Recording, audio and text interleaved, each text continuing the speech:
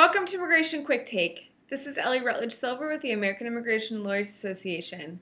Last night, Donald Trump delivered his eagerly anticipated address on immigration policy, and here to share some thoughts is AILA's Executive Director, Ben Johnson. Ben, thank you for joining me. What were some of the key takeaways? Well, it was a very long speech, and like a lot of political speeches from presidential candidates, it was mostly focused on rhetoric. It was mostly focused on messages and didn't really delve too deeply into policy. But maybe that's a good thing, because I think the rhetoric that we heard and the goals that Donald Trump set out really were shocking and sometimes very disturbing. He painted a very dark picture of America and immigrants in America. He seemed to think of and talk about immigrants as criminals and as people who are taking jobs and destroying communities, when in reality we know from our colleagues at the American Immigration Council that the fact is that immigrants are learning English faster than any other generation of immigrants in our past. They are creating jobs, they are starting businesses, they are moving out of poverty faster than even our grandparents in that romantic period of Ellis Island immigration. So today's immigrants, including undocumented immigrants, are doing very well, and they are making substantial contributions to our economy and to our society, and that was shockingly absent from his presentation of his message. Would it be possible to implement the plans he described?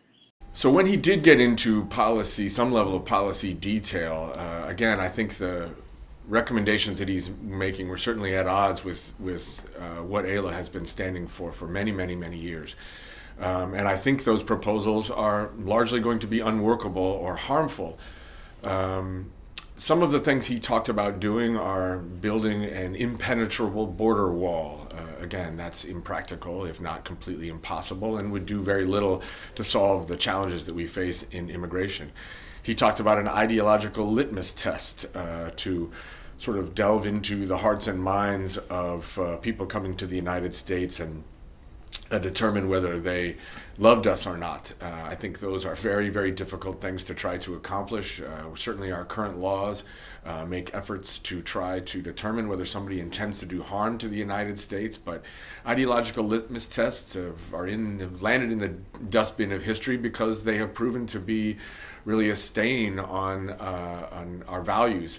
As a country, we are a country that respects freedom of religion and honors free speech. So the idea that we would move towards backwards in time towards an idea of ideological litmus test seems to be unworkable and unachievable. He also painted a very, very dim view of what future immigration would look like. He talked about returning to historical norms in terms of the numbers of visas that we would have available moving forward.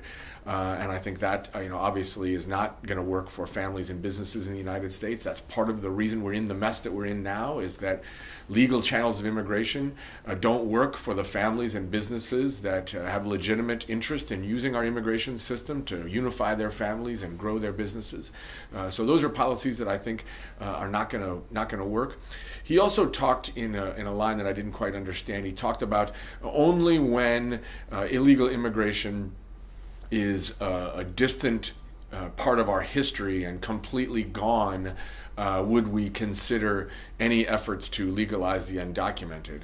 And obviously, we have never had an immigration law, no country has ever had an immigration law where we've been able to completely eradicate immigration violations. So that obviously indicates that he has no intention of providing a way forward for the undocumented population, and I think that's an unworkable solution. We've got to do something for the 11 million immigrants that are living in the United States today, who are here in an undocumented status because our immigration system failed them and it failed us. And we've got to find a pathway forward that makes sense and recognizes that they have deep roots and ties in this community, and they are contributing valuable members of our society, and ripping them out and uprooting them, making false promises about their ability to return is no way to fix our immigration system. What are the consequences for America and even for our members? Well, as I said, many of these policy proposals are just unworkable, and the results of trying to make them work would, I believe, be disastrous. The one thing I think I can agree with in terms of Donald Trump's speech last night is that he said immigration reform should be focused on improving the opportunities of American workers, strengthening U.S. families, and strengthening the U.S. economy. That's been AILA's position for the last 70 years. That is the goal of immigration reform. The problem is that the solutions that he proposed are going to have the exact opposite result. It would result in tearing families apart. It would result in chaos in communities around the country as we seek to root out immigrants, undocumented immigrants in communities around the country, to enforce a zero tolerance policy on visa overstays and other visa violations. That would really create chaos in communities around the country. And it would diminish our position in the world. The idea that other countries might take a similar approach of zero tolerance towards visa violations could have disastrous consequences. AILA members know better than anybody that their immigration law is incredibly complex, and decent people often find themselves at odds with immigration policy. They have minor violations of immigration policy. The cornerstone of our judicial system is proportionality and fairness, and that ought to be what defines our immigration system. Thanks, Ben, for joining me. For the rest of you, please stay tuned for more updates from the American Immigration Lawyers Association.